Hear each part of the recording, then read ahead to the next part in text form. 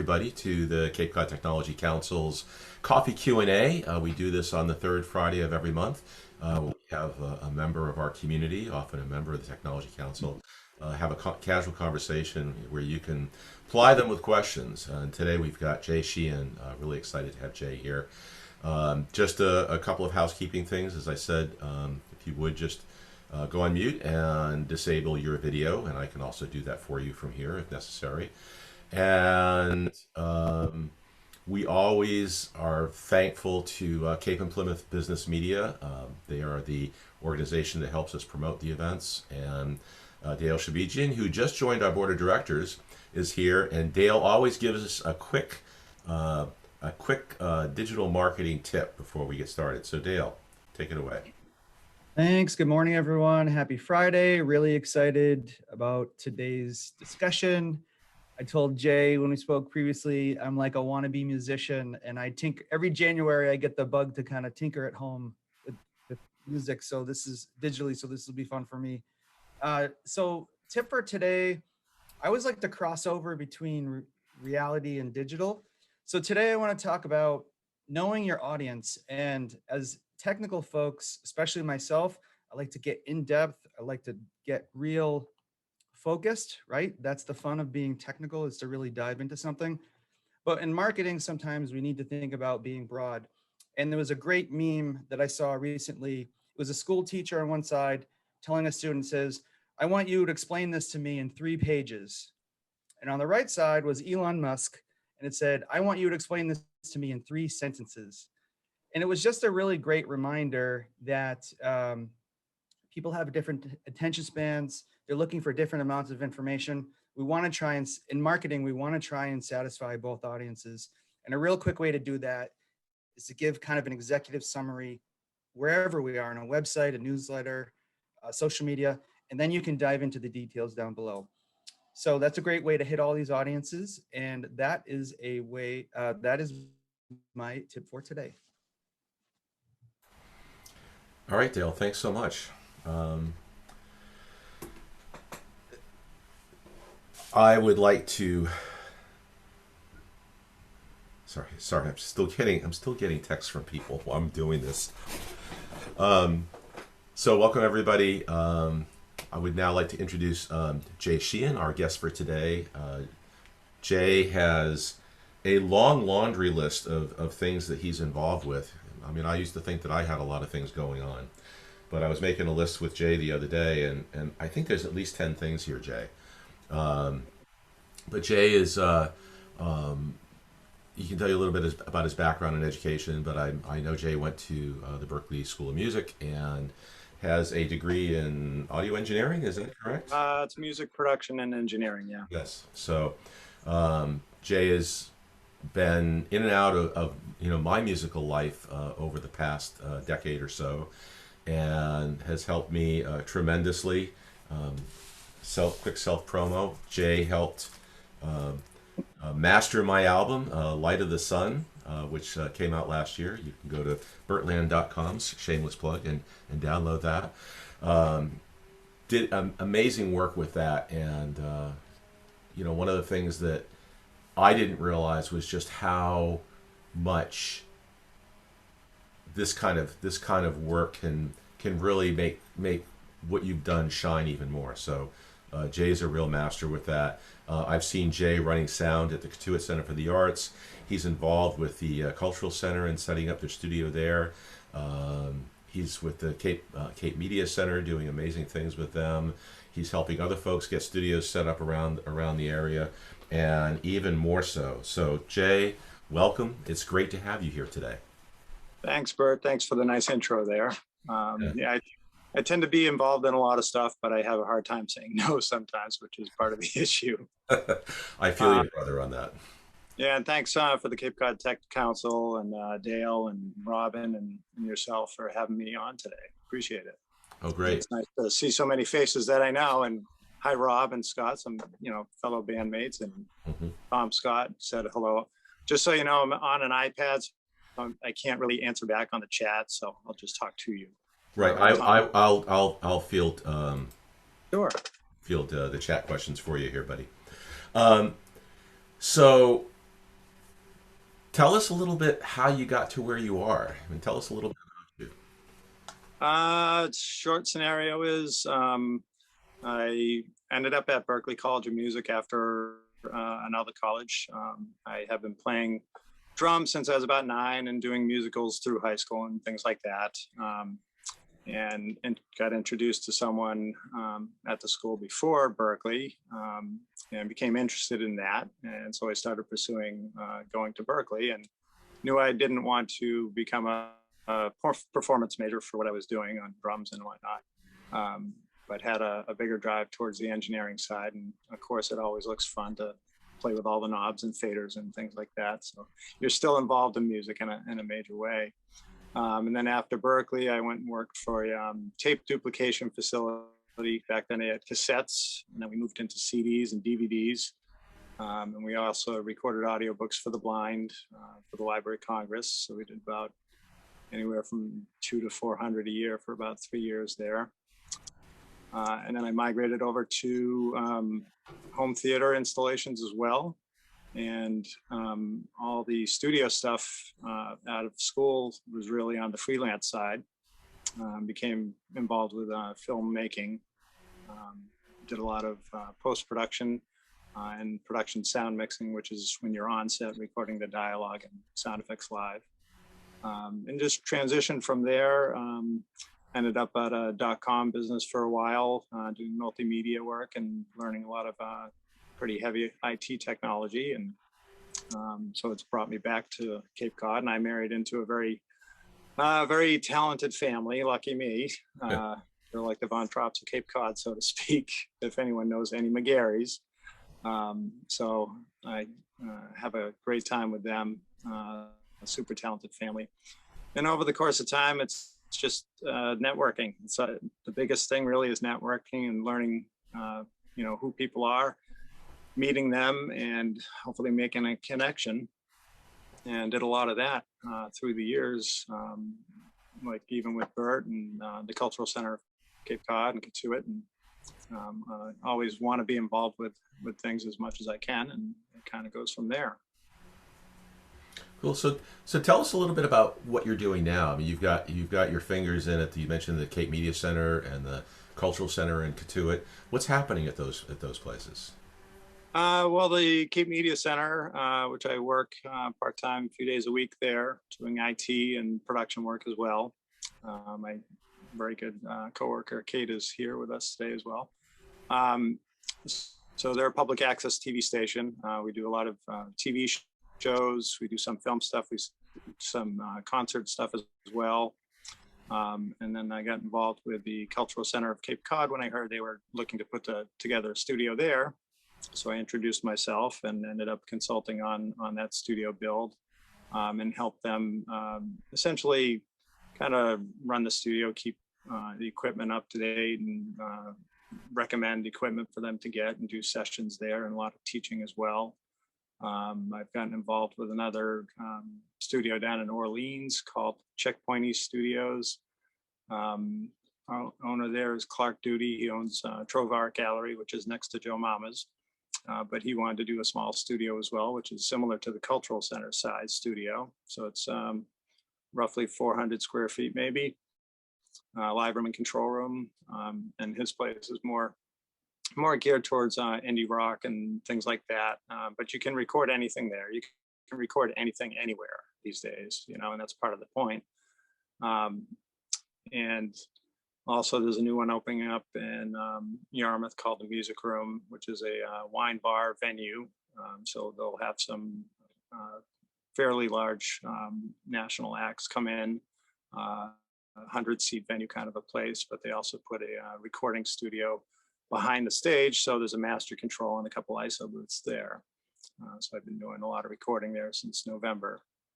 And then Katuitt Center for the Arts, I work with David a lot and help them with their streaming setup, do a lot of live shows there and things like that. And also work with the Woods Hole Film Festival as a board member there for about 7 or 8 years on their tech team, and do some live sound as well for a lot of places. And Cape Symphony as well, do a lot of their shows. And yes, Kristen just typed in for Breezy Beats, which is a new studio down in Orleans as well, for a coworker of Kate and myself at the Media Center, Amara Ramajan. And his is very geared towards rap and hip hop and things like that. But again, once you have a studio, you can really do anything you want in it. So his studio is going to be coming online pretty soon as well. So there's a lot of different places around to do stuff at. But So we're gonna go ahead. I was going to say, so you've got your fingers in everything around here And that sounds bad, and I hate give it like that. Like, I don't want to be in too many things. I like to be involved and do the work and help people out. You know. That's good. Now, you have your own mastering studio at a special secret location, and tell us a little bit about that setup and what goes on there. Yeah, so mine, it's gotten to the point where there's enough studios on Cape Cod, and I get hired a lot to do basic tracking of bands and some mixing. And I might bring the mixing and do it at home, depending on who the artist is. But these private mastering place that I put together is really geared towards just mastering and also mixing, but also mixing for film, which I do a lot of as well, work with a lot of filmmakers. So that facility is kind of set up to do the audio mastering. So once your records are completed, after the mixing process, it goes to mastering, where the final touches are put on the mixes if it needs any. If it doesn't need any, great, then you put metadata in, which is band name, song title, any information about the song, some codes like ISRC code. We'll probably talk more about that later. But these are all things that have to go embed into the song, so that when it plays back on Spotify and Pandora and all the other places, you will get your royalties from the playback of that. And also in that room, I'm starting to play with immersive audio, which is Dolby Atmos, which you might find in movie theaters. But that's becoming a real big thing now on the music side, where Tidal, Amazon, Apple are all getting to providing services for immersive Dolby Atmos, which is basically you have, think of your traditional 5.1 surround setup for a movie, and then you add 2 speakers in the front up top and 2 in the back behind you, so you can get things like in the movies with helicopter flyovers. But with music, you can really put people in a stadium, so to speak, if you want to. So it's a new thing, and a lot of record companies are pulling the back catalogs and redoing some of their stuff in this new format. So we're experimenting with that and starting to do that as well. I think back in the 70s, we called that quadraphonic sound. Yep, started with quad. Yep. Then it went away. That went away. Yes. There was a quick fad thing. So let's talk a little bit about what the process is. You start. I'm an artist. I have an idea. I'm either going to do some recording at home or I'm going to go to a studio. What are the steps that somebody goes through? Because we sort of talked about the end step with the mastering and some of the other stuff. But where do you start? Where does that all start coming together? It all starts coming together right from the beginning with the songwriter, whether they are a songwriter or they have a song to do. The best thing you can do is do all your pre-production ahead of time, which is practice, practice, practice. We often recommend to rewrite a song now and then, or if you're having issues with it, walk away and then come back to it at some point and then try rewriting it again. And once you get it to a spot that you like, from there, it's really just practicing as much as you can so you can play it through without stopping, essentially, because what that will enable you to do is go to the next step, which is recording it. So if you're going into a studio and you're paying money to go into the studio, the best thing you can do is be able to go in there, have everything set up and record it within 1 to 3 takes, so you don't spend all your money tracking many takes, which people do. It was a big thing back in the 70s and 80s when there was a lot of money floating around, and record companies would have people do a lot of takes, or Rolling Stones are famous for having a couple songs that had 90 something takes, and they went with number 2 or 1, 1 or 2. But the pre-production side for that is the big thing. And with the home recording scenarios that have been so prevalent right now during the pandemic, especially, but it started years ago where the cost of the equipment came down so much you didn't have to invest millions of dollars. You could invest tens of thousands of dollars, or you could invest less than that now.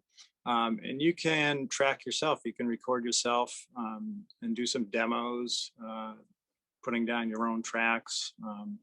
When you get sophisticated enough, you could have separate vocal and separate guitar instrument on different tracks and layer them, and kind of put the whole thing together at home.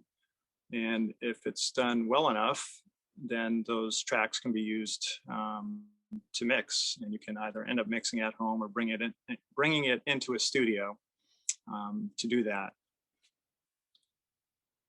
But that's really the basis to start with. So, we wanted to talk about home recording a little bit here. So, in terms of getting started with home recording, what are some of the what's some of the gear that somebody needs to start with? I mean, you mentioned tens of thousands of dollars or less. I mean, I'm certainly myself on the less end of that. Most of us are, yeah. Well, most of us are. Our pal Scott, who's on the line here somewhere, definitely is on the higher end of that. Yes. For the home studio stuff. So if I'm, a singer-songwriter, or, I've got some, some basic skill sets where maybe I can play a couple of instruments. What do I need to get started? Sure, and anyone can get started at this point. Three main things you need is a computer, interface, and a microphone. And to put all these three things together, you could actually get rid of the interface and start as simple as a USB microphone, which looks like a regular microphone, but just has a USB input, and that can plug right into the computer. So then you just have the two items, and those microphones you can get on Amazon for as low as like $20 to $40 now. There's a couple from Blue Microphones, Audio Technica, Rode. A lot of them are making these microphones now because podcasting has exploded. But with that microphone, you can just go into the computer and record yourself on the computer. Now, the next thing is what do you use for software? And it depends on if you're on Mac or PC. There's a few freebies you can use. Audacity is a great freebie that's on Mac and PC. And also Reaper.fm.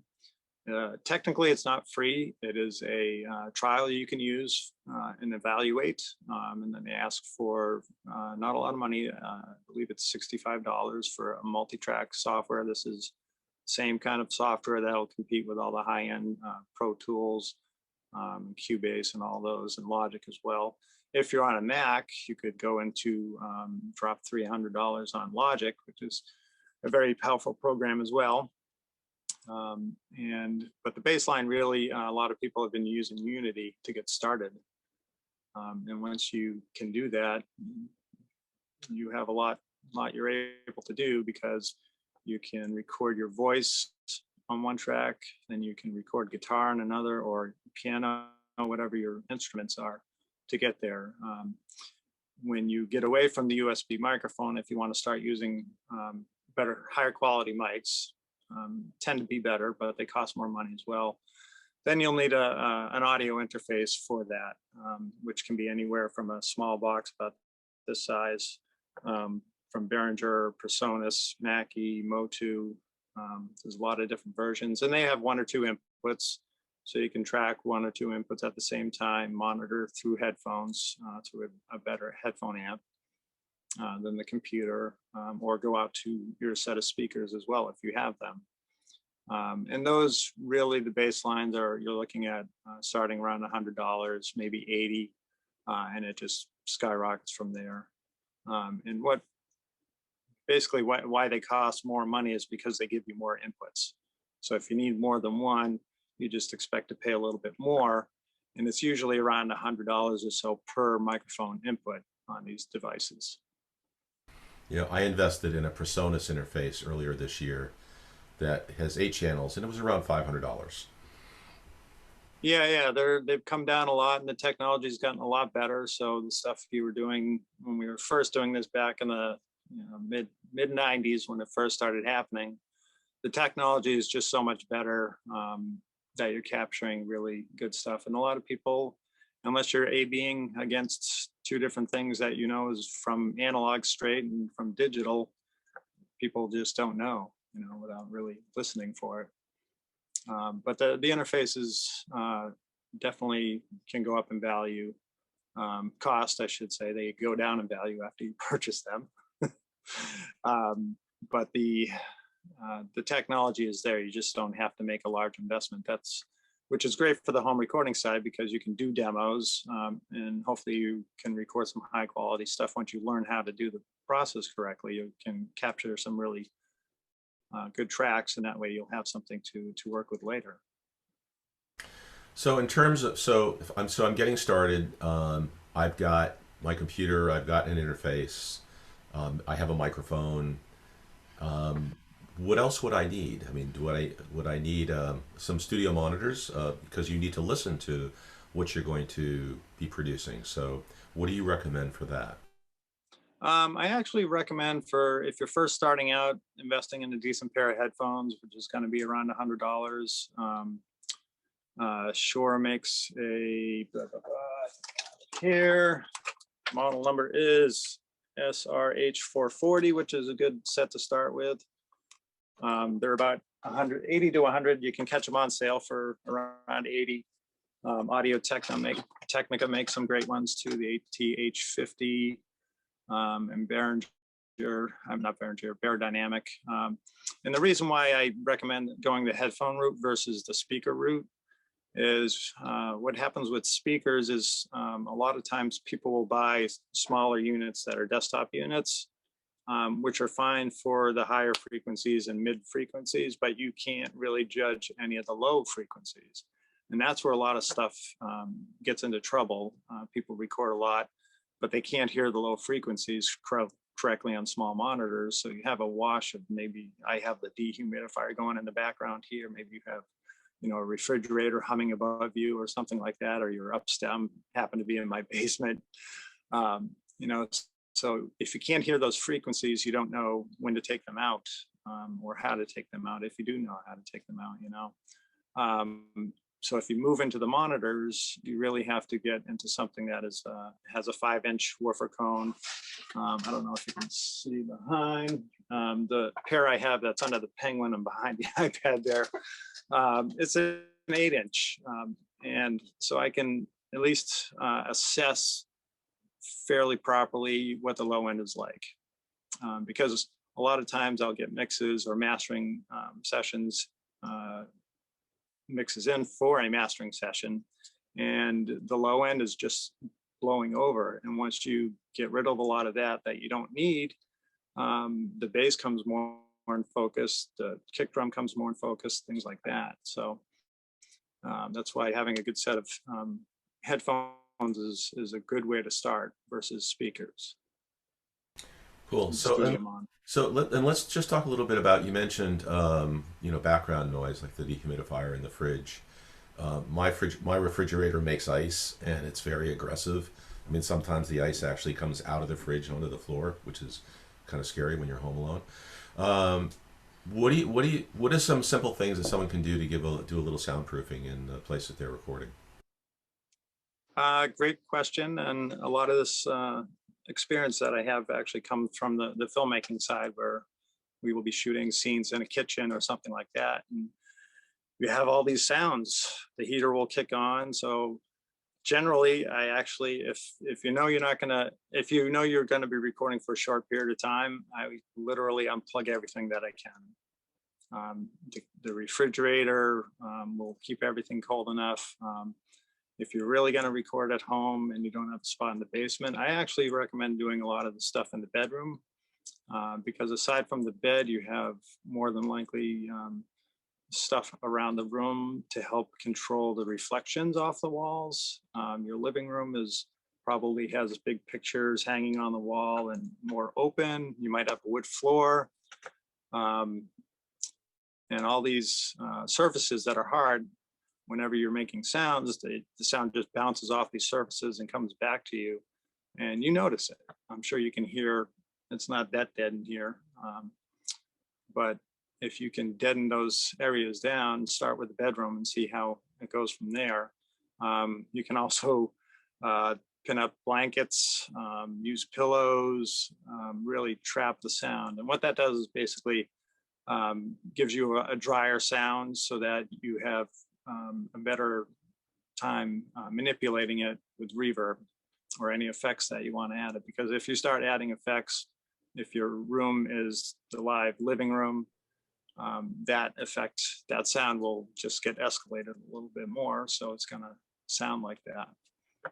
So at home, if you have a good, if the room sounds good, it's great to record into, because sometimes you're looking for a live sound, and sometimes you have to go to a good studio for that. That's good. So if you have questions for Jay, pop them in the chat and we'll get them. I just saw a quick thing from Vic about Genelec monitors. Genelecs are very good. They're on the pricier side of things.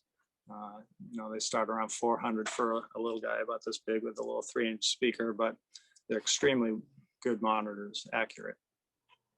Yeah, what I've found is that recording music is sort of like boating or golf, is that there's really no upper limit in terms of what you can spend on it. Oh yeah, no. There's lots of things. So where would somebody target their investment? I mean, would you say that do I want to invest? Do I want to spend more money on the interface? Do I want to spend more money on good microphones? I mean, where am I going to get the most bang for my buck in terms of the quality of sound that I'm getting into the computer? First and foremost is going to be the microphone, and that might decide for you whether it's going to be a USB-based mic or you'll have to get an interface. Because if you get a higher end microphone, you'll need an audio interface to be able to plug it into the computer, and then from there, your interface would be the next step, providing you already have a computer to use and that investment's already been made. But the interface, again, you can run up into the, not tens of thousands of dollars, but $5,000-6,000 would get you a nice interface that has 8 to 16 channels, but you don't need it, unless you want to spend that extra money. You can get the same thing, might be a little lesser quality, but you can at least get started with that. That's cool. And the microphone, let me iterate with the microphones also. The price point will put you in once you get into condenser microphones, which are powered microphones. So the audio interface has a power button literally on it. It says 48V, and that powers what's inside called the capsule, which is a little round thing that looks like maybe a quarter size. And it's a more sensitive microphone. The traditional mics you see people singing into at concerts are generally dynamic, and that just means the more air pressure you put on the microphone, the louder signal you get out of it. So you really have to be close to it and sing louder or talk louder into it to get a good signal. Whereas the condenser microphones, you can have further away and have more rich sound because you don't have to work so hard to move that diaphragm to get it to record anything.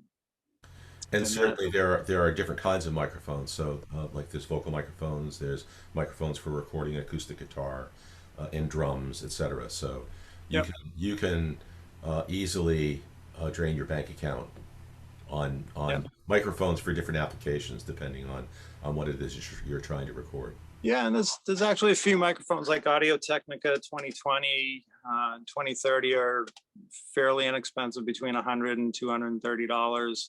And you can record multiple things. You can record acoustic instruments with it. You can record voice with it as well, and have success with it. So you don't have to drop a lot of money. So when you go into a professional studio, you'll see a microphone. I think it's called a blue microphone. Is that what it is? One of them. There's also Neumann, usually. Right. Yeah, and these are multi-$1,000 microphones. Yeah, once you get up into that range, you're anywhere from $1,500 to $12,000-$15,000. And that number, the upper echelon, is stuff that was made back in the 60s as well. That is just, they're really, really good, but they're highly sought after at this point. You know, it's microphones. There's a famous engineer who used, he worked with Frank Sinatra up to Michael Jackson, and he used the same Neumann U47 on Frank Sinatra as he did Michael Jackson. It's just that good. Can you get something like that for less money? Yeah, you can get something like that for less money. It might not sound exactly like that, but you can certainly get into it. And there's plenty of manufacturers that have tried to recreate that kind of microphone for a lot less money, as low as like $500, $1,500. And it's microphones are a fun topic, and it's you could just go on hours for that with that. So in terms of getting started with recording, where can someone go and learn more about, the things they need to do to get started? I mean, certainly YouTube has a lot of great information. Would you recommend a course? I mean, I've seen, like for example, Berkeley has it looks like an intro course to recording. Is that too advanced for most people? I mean, what would you recommend?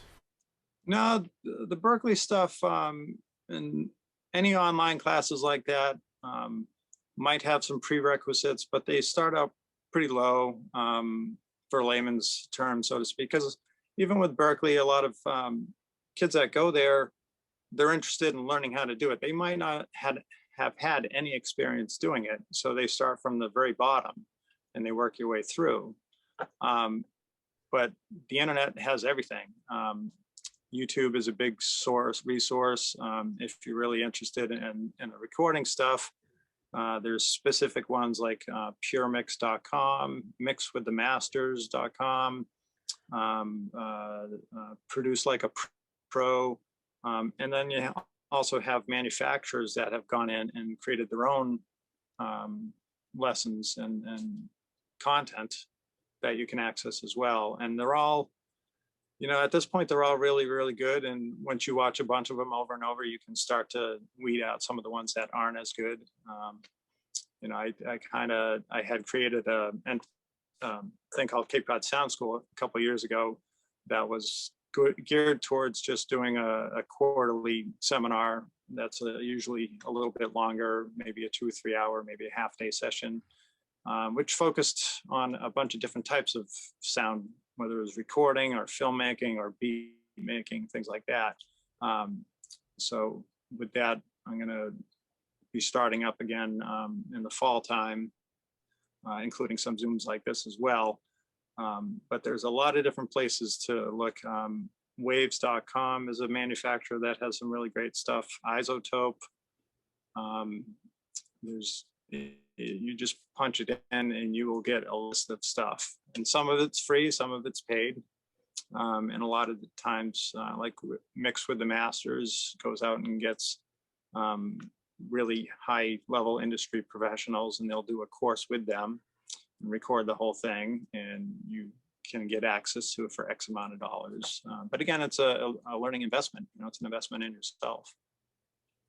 Yeah, I've found that YouTube is great for solving problems. So if there's a specific, like, how do I, fill in the blank here, you do a search for that. And somebody on YouTube has done a 5-minute video on how to solve that one specific problem, which is pretty cool. Yep. I have a few hundred of those in the bank that I haven't gotten out yet. But yeah, even the pros do it, especially because the technology changes so much. We used to go from these guys here, these analog tape machines. This one just happens to be a 2-track one, but we were using 24 tracks and 16 tracks back in the day. And before digital came along, we were syncing up 2 24-track machines, which is 2-inch tape. So it's a lot bigger, a lot more costly. Studios are investing hundreds of thousands of dollars in 2 tape machines, and the tape alone cost back then is around $150 a reel, and you'd fit about 3 songs on it with a 10-song album, and then you have your backup tape as well. So it's a huge investment. But yeah, things have changed a lot. We've changed a lot. So we've talked a lot about the recording, the recording process and some of the things you need to do to record something. So let's say that I've recorded something in my home studio, and I think it's pretty good. And I want to, you know, maybe I want to try and put it out there. So, you know, you mentioned, you know, like mixing and mastering. So, what would the next step be? Well, once you have your record tracked, which is recording all the instruments to it and vocals and whatnot, then you need to have it mixed down or mix it down yourself, which takes all these tracks, could be 10 tracks like my fingers, and just mixes them down. So it's into 2 tracks, which is your left and your right ear, which is again like the machine behind me. And once that is done, then that final file, this day and age, is usually a file. Sometimes it's a tape like this, but not all the times. For the general population, it's just a file, whether it's a WAV file or an AIC. Geez, I use PC more in WAV versus Mac, so I confuse it sometimes.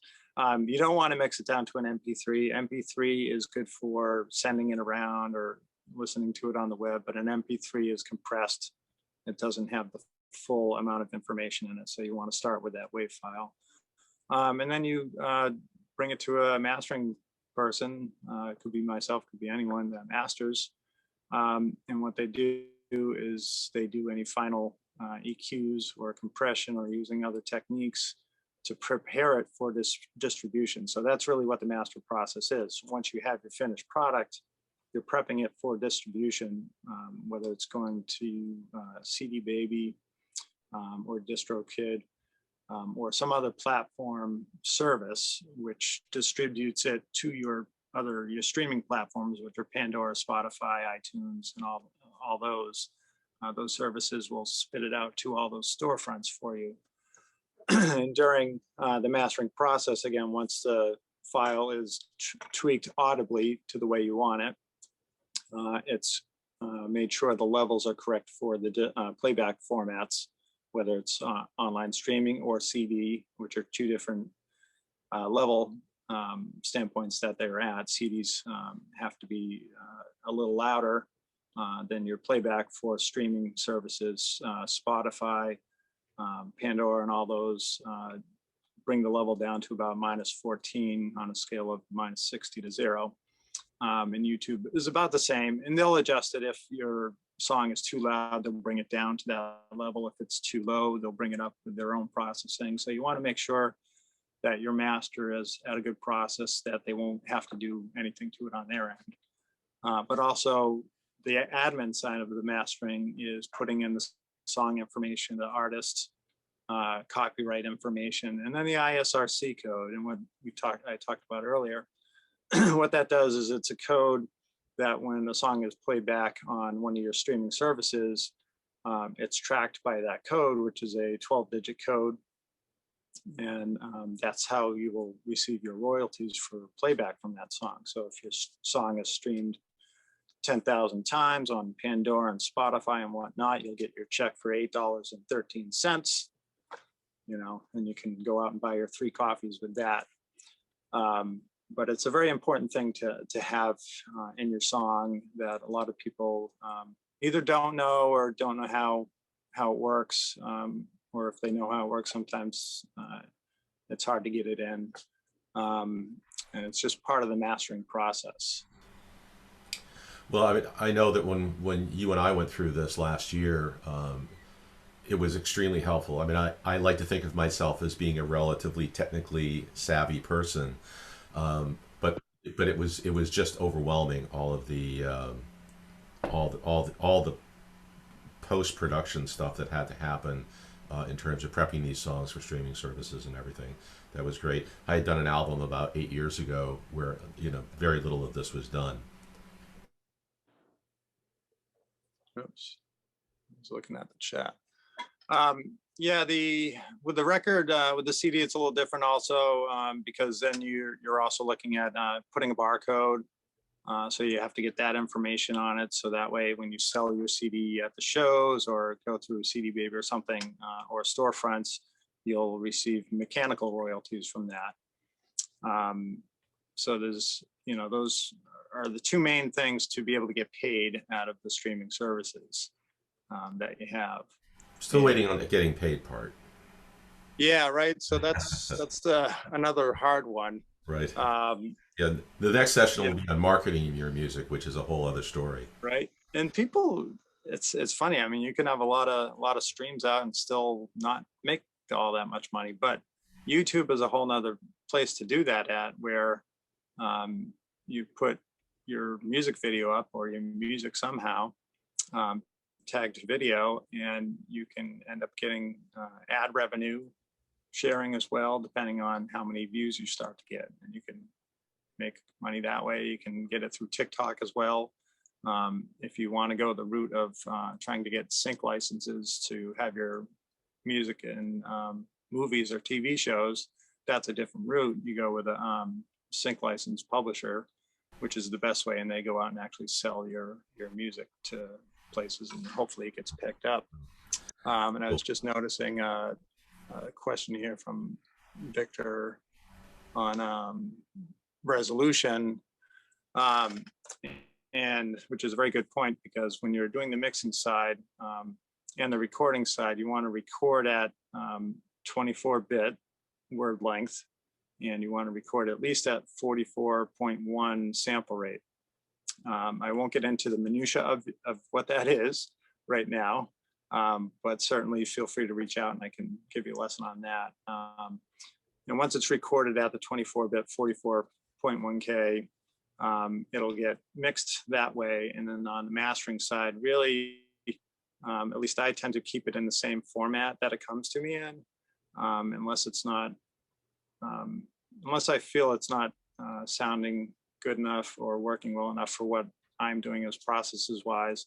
If it's chamber music or symphonic, I might actually convert it to a higher sample rate, because I can get a little more detail out of reverb tails and things like that, that you won't necessarily get on the lower side, and then process those out for proper distribution. That's cool. And I just want to let everybody know there have been some questions about, can we share some information about links to educational videos, maybe some equipment lists. So Jay and I will get together afterwards, and we always send a follow-up email to everyone who registered for the event, and we'll include some of that information early next week. Yeah. Yeah, and then the music side for the home recording, the whole streaming side of things too, it really migrates from, once you have that set up and you can record, then migrating over to the streaming out, if you're trying to do a live performance from home, actually isn't that hard. It's just a few extra tools at that point. But a lot of the equipment is the same. Yeah, a lot of it's the same. If you have your basis of the microphone, the interface, and the computer, you can stream right from the computer and have a better sound going out to your audience as well. If you're a band, you can actually put everyone into a mixer like you would at a show, and have all your multiple inputs into that, and then you can send the output of that into the interface to get it to the computer and stream it that way. So you have a lot of control over the sound there. Yeah. Yep.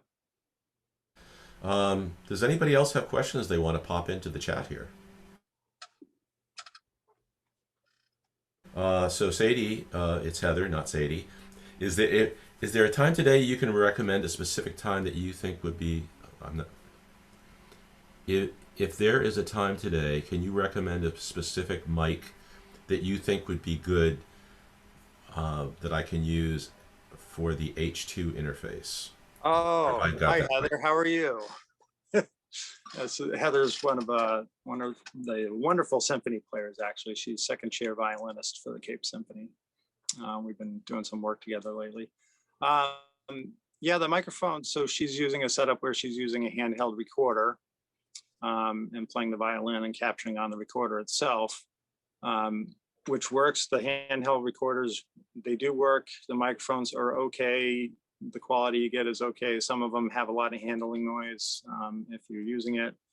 But to start off, those kind of microphones, in your particular situation, Audio Technica AT2020 is kind of the bare bone minimum to start with, looking at, considering, which is around 100. Their 2030 is a little bit better. Again, you're starting to go into the $200 mark then. But a good quality condenser microphone will benefit that kind of acoustical instrument. They do pick up more sound because they're more sensitive. So if you're playing in a living room that's more active or live, you'll pick up more room sound. So you might have to deaden the space a little bit. And then depending on if you care if the microphone is in your shot, if you're doing a video, you can either put it above you or put it somewhere where it's close enough but out of camera view. And that will give you a little bit better sound than just the recorder itself. Great. Well, Jay, we're sort of wrapping up towards the end of this. Do you have any last thoughts for folks that you want to share before we wrap up? Yeah, sure. It's again, there's so much out on the internet for information. Feel free to reach out to me. My email can be sent through the link that Bert sends out later, I guess. And you know, starting with the microphone, if you can afford to do $100, then I would recommend a Blue or Audio-Technica USB mic if you want to go right to the computer. If you want to get into a little bit higher quality and be able to take your investment of the first mic and then build from there, then your next step is the audio interface. And that way, whatever mics you do buy, that'll be part of your mic collection in your mic locker, because you need lots of microphones. But you'll be able to pick and choose which ones you want to use in particular cases. And then having an audio interface, you know, if you can spend up around the $350 mark, you can get into Focusrite's 4-port PreSonus has some, Motu has some as well. That's MOTU. And that price point into the $500 range gets you essentially the same microphone components inside, the preamplifiers inside the interface, but it gets you more of the microphone inputs, so you can multi-track more easily. And sir, I'm always, you know, always offering to, if people have some recordings that they would like an extra ear lent to get an assessment, I'm happy to do that as well. And feel free to reach out to me through Cape Cod Sound School. Actually, I do have a newsletter there if you want to sign up for that, and that'll be posting to any seminars that I do and some free Zoom stuff that I'll be doing soon. Excellent. Clark had a quick question. Aren't you making sound treatments too? Thanks, Clark. And what are sound treatments? So Clark is the owner of Checkpoint East Studios down in Orleans there. And one of the things I started getting into was acoustical panels. So if you're trying to treat your recording space, then there's acoustical panels. And your common size is 2 feet by 4 feet, 4 feet tall, 2 feet wide, and about 2 inches thick, with a specific type of rigid insulation in them and a good fabric on the front. And what these do is they help cut down on reflections in the room.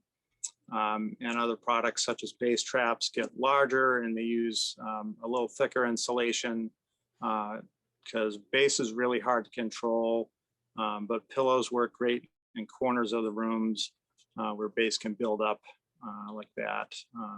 And also good quality microphone cables do help. When you're starting out, the ones that are 20 bucks a pop kind of thing are fine to use. And then when you get into the higher quality stuff, it's good to put your price range between $40 and $70 kind of a place. And those are some of the things I'm starting to get into as well.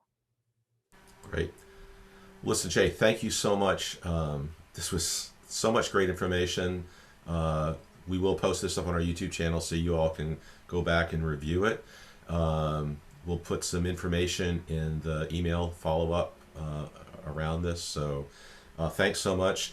Just a couple quick announcements about some upcoming things with the Tech Council. Our first Friday on June 4th, we've got Mike Kelleher.